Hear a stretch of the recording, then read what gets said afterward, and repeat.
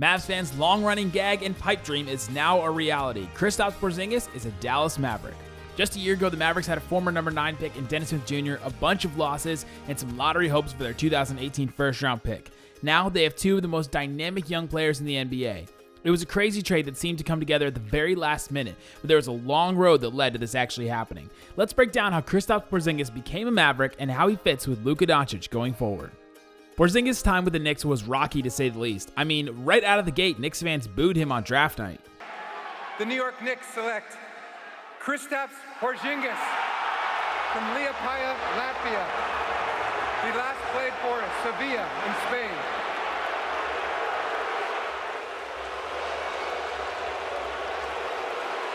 Then head coach Derek Fisher was fired 54 games into his rookie year. Kurt Rambis took over as the interim, and then Jeff Hornacek coached the Knicks for 2 years after that.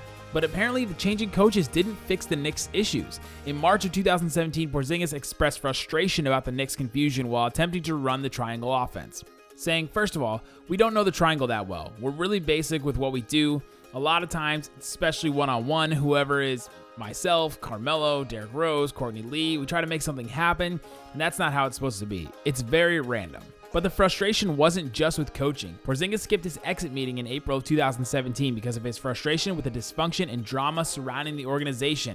That didn't sit well with Phil Jackson, and then 2 months later, rumors surfaced that Jackson hadn't exactly ruled out trading Porzingis and even had deals on the table with the Suns. Quite literally, a week after these rumors surfaced, the Knicks essentially fired Phil Jackson and Scott Perry was announced as the new GM. During that summer, Porzingis spent some time in Africa for the NBA Africa game and got to hang out with his idol, Dirk Nowitzki. 7-3.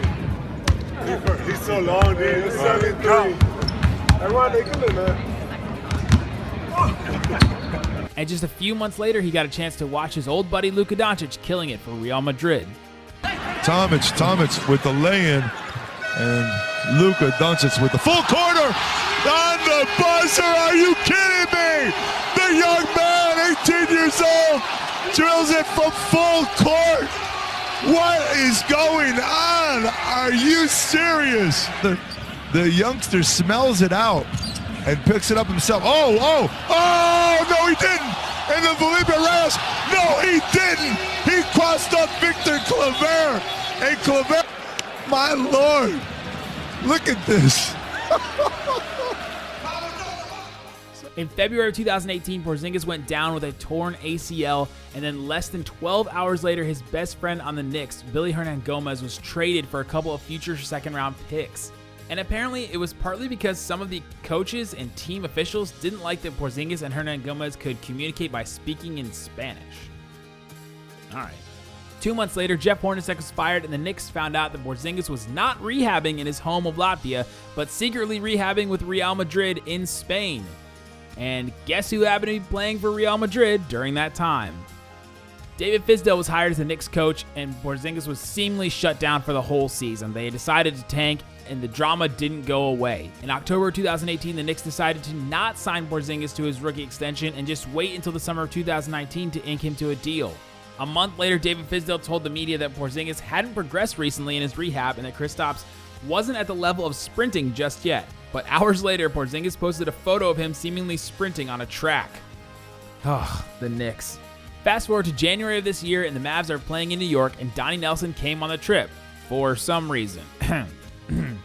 Porzingis and his friend Luka meet at halftime, the Mavs win, and Dennis Smith Jr. gets a triple-double. The next day, Woj dropped a bomb that the Knicks management had met with Porzingis and that he had expressed his concern with the losing, franchise's direction, and had uncertainty that a culture is developing that will establish sustainable organizational success. Lots of words to say. He hates his life right now.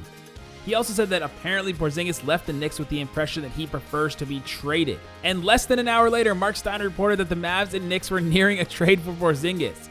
The details eventually made their way out, and Porzingis was a Maverick. So now he's a Maverick, and there's rumors that he's been essentially cleared to play. So there's a good chance we could see him on the floor with the Mavericks this season. So how could he and Luka Doncic fit together? Porzingis' biggest offensive strength is his jump shot. At 7'3", he can get a shot off over almost anyone in the league. Doncic is going to love running pick and pops with Porzingis. And he doesn't even need that much space to get a shot off.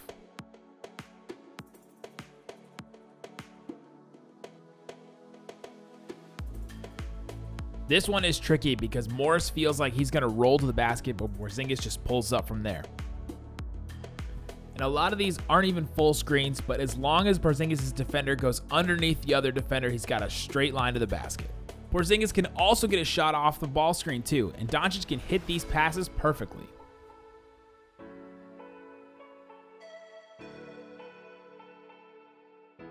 It'll be interesting to see what kind of bigs Carlisle uses around Porzingis. Does he stick him with a rolling 5-man like Dwight Powell, or try a stretchier big like Maxey, or does he use him as the only big with Dorian and Barnes at the 4? Either way, they're going to have to make these types of reads.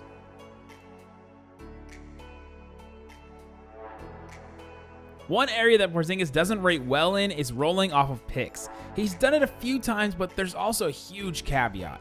Porzingis has never played with a good playmaker during his entire NBA career.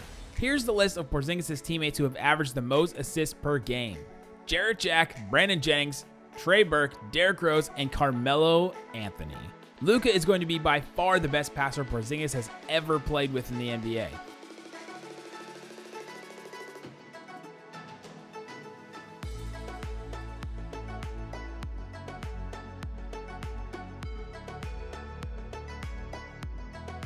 Luka can also space the floor for Porzingis, who has some good results with his post game and his face-up game too.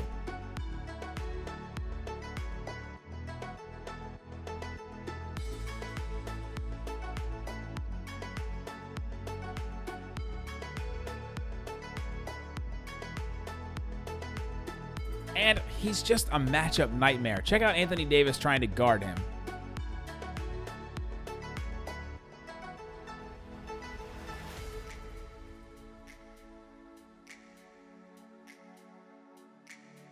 And with respect to Jeff Hornacek, Rick Carlisle is easily the best coach Porzingis has ever played for, and the Mavs have had a lot of experience utilizing a 7-foot sharpshooter. There's a lot of things to figure out, but the Mavs couldn't have found a better player to pair with Luka Doncic. Thanks for watching. If you enjoyed this video, please subscribe to my channel, Nick Van Exit. Subscribe to the Locked On Mavericks podcast wherever you get your pods, and follow me on Twitter at Nick Van Exit. Thanks for watching. Boom.